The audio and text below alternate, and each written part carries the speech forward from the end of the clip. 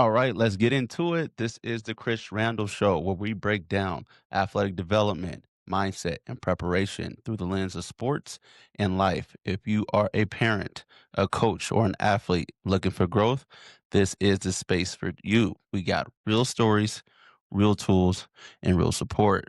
Here's what we got on deck. Starting with our RIP segment, which means review, insight, perspective, and performance. Okay. Today's NFL quarterbacks and defensive back. Today, we're going to be talking about Josh Allen, who had an amazing game. And then we'll talk about the league leader in interceptions, Kevin Byard for the Chicago Bears. Actually, the whole secondary is leading the league. They have the most takeaways in the league. Both of the corners are doing really well, which we'll talk about. That plays a part into the safety doing well. Both of the corners have 4 picks and the safety has 5. Then we'll go into our question of the day.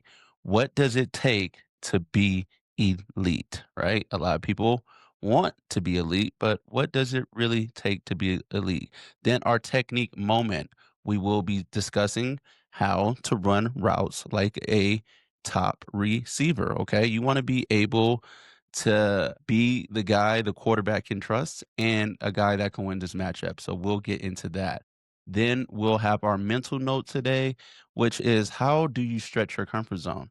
Whether you're bored and you need to chase something bigger, or you have a big goal and you need to figure out how you're going to accomplish it by getting out of your comfort zone. We're going to discuss how we can do that. Then we will get into our real estate update. So with that, let's talk with our RIP segment, review, insight, perspective, and performance on Josh Allen. He had a monster week 11 performance against the Buccaneers. I mean, 317 yards passing, 3 passing touchdowns, and 3 rushing touchdowns. That's 6 total touchdowns, making him the first player in NFL history with multiple games of at least 3 passing and 3 TDs. Like he has the other time has been done, and now he did it again. Just speaking on Josh Allen's performance, he lost last week, and they needed to bounce back. And he literally put it on his back. That team, with Josh Allen, always has a chance. But when you barely beat a team and your quarterback is breaking records with 6 touchdown passes, that's saying more about the team than it does Josh Allen. And this has been the same boat he's been in the past few years. He's always had to overcome Patrick Mahomes in that division to get to the Super Bowl and Lamar Jackson. And last year he won the MVP. So this performance is not outside of the scale of things he can do and what we can expect of him. But this performance after what happened last week is very exceptional. That's just to let you know that he was not going to go out with back to back losses. And that's something that quarterbacks should take. If you felt like you can do more and give more and be more for your team in helping them win the game, then let's do that. All right. Let's put everything that we can into our preparation, into our routine, into our mindset, into our leadership skills, into our reads, into our understanding of what the plan is so we can go out there and execute. And now on the defense, we got the league leader in interception, Kevin Byard. Like this dude is in year 9. He played for the Titans, and he's a guy that is really good at reading what is happening in front of him from the quarterback and the concepts. I wouldn't say he's like the greatest, most athletic safety, but he's definitely, relative speed and relative athleticism to make the plays out there, but he just knows how to find the ball. And that defense, right? It doesn't take just a great safety with great gamemanship. It takes the entire defense. Your D line has to be bringing pressure, and those corners on the outside must be funneling routes to you because they're holding it down on those islands. And which both of the corners on that team both have 4 interceptions. So Chicago Bears is leading the league in takeaways. Kevin Byard is the leader in interceptions. And I think it's a result of how you complement each other in the field of play. So individual goals are always tough to accomplish because you never know how it's going to plan out. You don't know if they're going to throw it your way. You don't know who you're going to face, right? Another opportunistic thing that Kevin Byard did is he took advantage of picking off rookie quarterbacks. JJ McCarthy, he has two on him. A Gardner Minshew, who was a quarterback for the Raiders one week, he picked him off too. So knowing when to take your chances is all part of gamemanship and understanding how to make plays out there in the secondary. So understand your surroundings, understand that it's a team game, and then from that you can evolve in maximizing your role and becoming a dynamic player like Kevin Byard. Okay. Now into for our question of the day. What does it take to be elite? I don't think athletes really know what it means to be elite and become a Division 1 college player. It is much harder today than it was back when I was coming out of high school in 2007.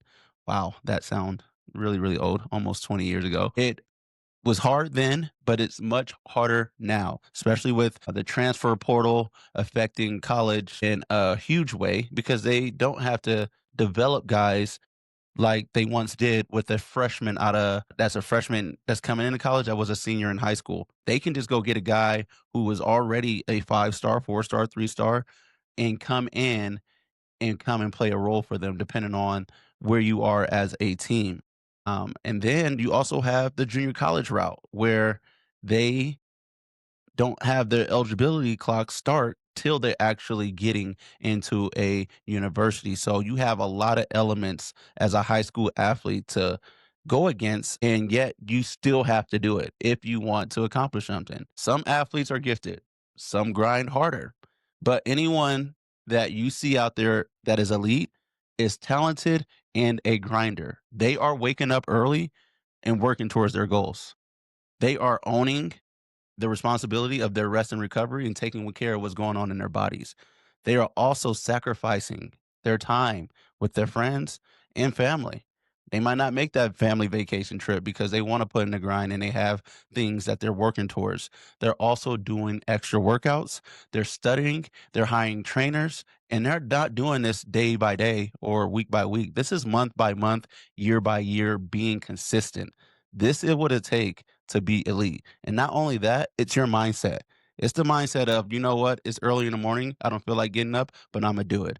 I probably shouldn't eat that food over there. I'm going to be more disciplined and refuel my body properly. And it's also, you know what, I just lost a game. It's an emotional state. You know what, next week, I'm right back at it, getting on that horse, trying to accomplish my dreams. That's what it takes. That's the truth. And, most people want it, but they don't understand what it takes. So that's what it's going to take for you to separate yourself from the other people to be elite. That's what's going to make you different. Do those things, and you'll find yourself in a state where you're now outperforming your peers, and now you're chasing greatness, right? And that's how we can accomplish that. So, being elite is not an easy, simple task. It is something that is not set for everybody. But if you want to accomplish it, those are the things that you need to do. Now, going into our technique moment, running routes as a receiver. Now, let's talk about this from my perspective as a former quarterback in high school, all state quarterback. Okay. People got to put some respect on my name. I see a lot of quarterback trainers out here. I respect that, right? I send my athletes to them, but I know the game. I threw for a lot of yards. I was my league MVP. I was recognized in the district. I was recognized in the state as a good quarterback, an athlete, but a good quarterback. So I understand the concepts of routes and how they should be ran. And then I played defensive back as a professional athlete throughout college. I study the receiver position like the back of my hand. Now, first things first, you must be in sync with your quarterback. Some of my athletes think I'm joking when I tell them this, but you need to find out what's your quarterback's favorite thing on the lunch menu and give it to him once in a blue moon, right? You want to know his favorite candy. You want to know the things he likes. Even if you guys aren't the best of friends, establish that relationship. If you bring treats for yourself, might as well pack two. Give one to the quarterback. From a former quarterback, I think you're pretty cool if you do that for me. Okay. If you're running your route correctly, you're showing capability. I will think you're pretty cool. I might get you the ball. So that's first thing first. Establish a bond with the quarterback as a receiver. And then in doing that, have an understanding that in your bond, it comes with you doing your job effectively and him delivering you the ball so you can make the plays. So you guys got to know your timing and trust of what's going to be happening any given play before anything even allows you to be a dominant route runner. So have that relationship and bond with the quarterback, have that trust and timing down so you guys know where you're supposed to be on any given route, concept, or play. That's before you even get out there to run a route. Once you're out there, okay, you're lined up in front of the defensive back. You need to understand your posture and your stance. Be ready to attack. Offense isn't just there to just run to open space. They're making their way happen. Like the idea of defense is always being an aggressor and attacking helps the facade of the defense because they are tackling, but offensive players that are gritty, that are strong, that are tenacious and tough, they are always attacking.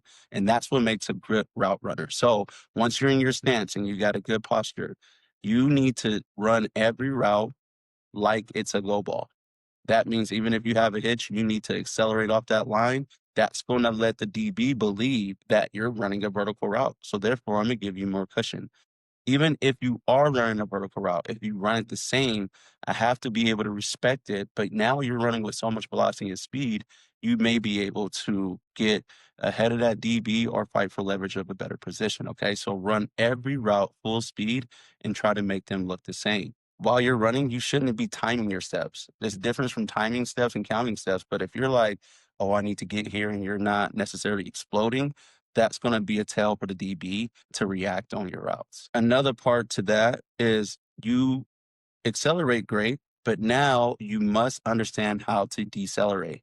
That is tip number two. Once you're driving with good force, you need to drive with the proper amount of force so you can be able to transition out of that break, whether it's coming back to the ball, whether you're going vertical 45 degrees or you're cutting 90 to a dig or a deep out, right? Whatever that may be, you must be able to accelerate, make him think it's vertical, and then sink those hips, drop the hips with the arms. Both of them are getting you into the break. Then use your arms and your elbows to drive you out of the break, right? There's a step cadence to that that you can work as well that you must be on point with so you and the quarterback can be in sync. One thing that great receivers do, they change their tempo. They're not running the same curl route the same way the entire game, right? They may add a burst off the ball to a deceleration to a burst to the top of the route and then come out. Or they may start off slow, then burst to the top of the route and then come out of the break, right? Or they may even stem you, right? They might go inside a little bit, then go up the field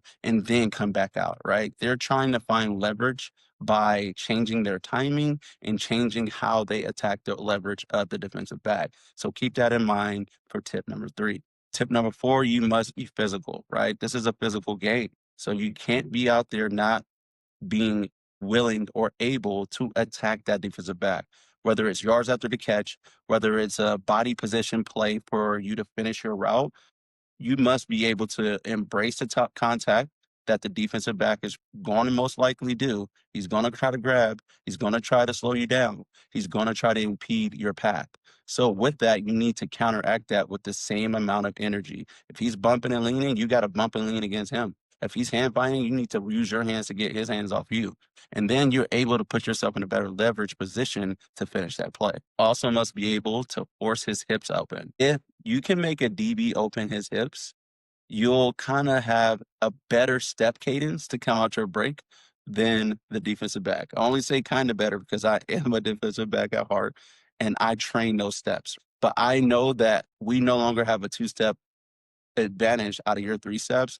We're now in sync with the same amount of step cadence to come out of our break, but you knowing the route gives you a little bit better timing than me. So I know it's kind of from a defensive back perspective, you want to be able to cover everything, but it is very hard once you open up your hips and you're thinking of the ball going vertical, he decelerates and comes out that break. So if you can run your routes very hard with power and with speed and good leverage to force that DB hips open, then it gives you more of a likelihood to get out of that break before the defensive back does. And last but not least, know where you're trying to go in your landmark. There's different coordinators out there, different offensive coaches that allow you to do it certain ways. If you're in my system, the receivers have their inside foot up closest to the quarterback. So therefore, every step cadence and where you're going is going to be dictated off the number count. So if you have an odd number, it's going to be an in breaking route.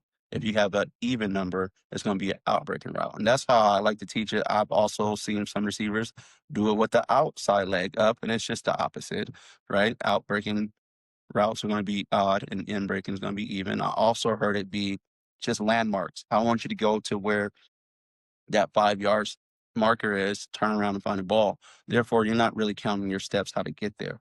Also, know that if you're counting steps, some quarterback coaches and receiver coaches and coordinators like it if you are having a simpler process. So therefore, if you are having that right foot up and you need to run a in breaking route, instead of counting 1, 2, 3, you're just gonna go 1, 3 and then plan out, right? So if you have an even number, you're gonna be breaking out, you're gonna go 2, 4 and then go out. Meanwhile, you're doing those steps, but you're only thinking about the plant step and while you're running. So that's another way you can get into your route cadence. And if you really want to take this to another level, you must understand the depth, eyes, and leverage of the person that is defending you. So this is the Dale technique. And this is something I teach quarterbacks, receivers. You need to understand this as well, because this is what the quarterback is paying attention to. If the cornerback is in front of you and his depth is at 6 yards and his leverage is inside and his eyes are on you, he's most likely in man coverage. So therefore, you need to run your route to beat man coverage.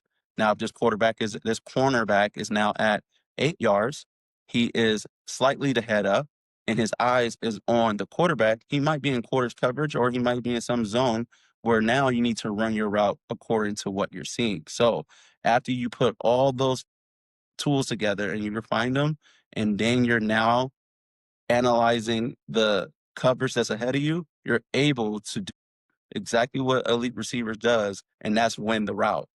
More often than not, guys, if you are doing 7-on-7 or 1-on-1s, you should be winning those routes, right? So put yourself in a position to do it. Take these steps, take the practice, and become a better route runner by applying these tips. For our mental note of the day, it is how do you stretch your comfort zone? Everything you really want is right outside of your comfort zone, just one step away. That's where all the opportunity is. You have goals that you want to achieve. Stretching your comfort zone doesn't mean overdoing it. It means having a game plan, breaking big goals down into smaller milestones, and improving just 1% each day. So in that case, I would ask yourself first, how am I feeling? Your feelings come first before you think. So therefore, pay attention to your feelings and what you're trying to do. Man, I might be bored, man. This ain't really doing it for me. Or it's like, you know what? I really want to lead the league in picks. Like, I really want to do that. And I need like 6 picks to do it. Right? If you don't have any picks and you're trying to get 6 picks, that is very hard to do. And it might feel like, can't do it, man. I don't got no picks. You already lose with that mindset. But if you feel like, you know what? How can I get 6 picks? That's going to be a hard thing to do, but you break it down into smaller goals. The next step may be figuring out who led the league in picks, where is he from? What type of defense he played in? How many games he played? What position? Is he a safety? Is he a corner? How does his style of play? Was it zone? Did he have a good D line? Do your research on the goal you're trying to accomplish and based on previous people who accomplished it. That's one way to get your mind right. And that takes a step out of the comfort zone to figure out how to do that. Then you must work out, right? Work out before practice, work out after practice, work out when no one's watching. That's going to be one step towards what you want to do. Film study, watch yourself, watch how other DBs perform if they're doing at a high level. Watch the quarterback and see how you can read him. Watch these receivers and see what routes are challenging you the most. That's another step in the right direction. Doing these things step by step, breaking them down instead of I'm gonna just get 6 picks. I'm gonna do these catching drills today to make sure when I get the opportunity that I'm gonna get a pick. So take your big goals and make them into smaller milestones that you can accomplish and each day get 1% better. I know it could be daunting thinking about how I'm going to do that, even though you've never done it, but that's the only way you can. You have to envision yourself doing it and be able to ask yourself how you're feeling before you create that plan And then you're going to maximize the game plan by figuring out what you can do daily on a consistent basis. If you're bored, okay, you're like, oh, my team sucks, man. I suck. Like, this ain't doing it for me. This ain't fun. Well, make it a goal to change the team around. Make it a goal to have a win. Make it a goal that will actually be something you believe in. If you don't believe in it, then it won't work at all, right? If you are bored with a goal, you need to make your goals bigger. If you're kind of afraid of getting out of that zone, create a big goal, but then minimize it to where you can accomplish things daily and consistently. Now for our real estate update. Okay. So we finally are out of the government shutdown. Okay. Hooray for that. We have the Fed fund rate that is affected by the Federal Reserve. They are having a meeting in December to determine if they're going to drop it uh, 25 basis point or 50 basis points. Typically 25 basis point with how inflation's been going and how the economy's going. We may get a 25% basis cut, but that is now at a 70% approval rate, whereas the beginning of the month, it was at a 98% approval rate. And now I believe that is because the Federal Reserve is doing their best to try to a keep a moderately restrictive policy. They're not really at neutral. They're not really letting rates get to where we're at 5%. I feel like that's a neutral policy. They're not really forward and say, oh, we're going to drop it a whole percent where we're going to be closer to 4%. They're not hiking it where they're super restrictive on policy, but they're just saying moderately restrictive. The Fed funds rate affects the treasury yield, right? Which in turn affects the mortgage rate. So there's a relationship between the 10-year treasury yield curve and the interest rate. And that's typically about a 2.5% spread between the two. And currently we see that the 10-year treasury yield is slightly around 4%, maybe a little bit under. Anytime it gets under 4%, you can hear the verbiage from the feds being a little bit more moderately restrictive. We just want them to be neutral, okay? Is cut here in December. If they don't, then we can say they're in a moderately restrictive policy more so than neutral. So we can expect it, but ultimately we have to wait and see exactly how the Fed is going to react, just because this is Powell's last kind of quarter. He think he has two more quarters before we decide on a new Fed chair. And this whole stance he's been keeping this whole time is like, I'm going to show you that we're going to keep the economy pretty steady while I'm at the helms, more so than speeding it up and allowing for the market to go for interest rates. So, with that, if you are a buyer, how does that affect you? Well, if you look at rates right now, we are sitting around 6%. And anytime we get around 6%, you can see an uptick in activity, whether it's pending sales or closed sales. So, that's a good sign for buyers that you do have people in the market still wanting to purchase because there's good deals that's being made.